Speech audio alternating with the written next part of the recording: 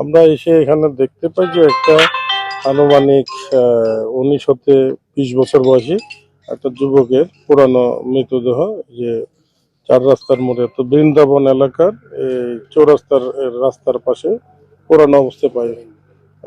মৃতদেহটি পর্যবেক্ষণে দেখা যায় যে এটা শুকনো পাতা টাতা দিয়ে, হয়তো কোনো দাহ্য পদার্থ থাকতেও পারে, দিয়ে পুড়িয়ে দিয়ে ওরা চলে গেছে। এই বিষয়ে আমরা প্রয়োজনীয় আইনগত ব্যবস্থা গ্রহণ করতেছি।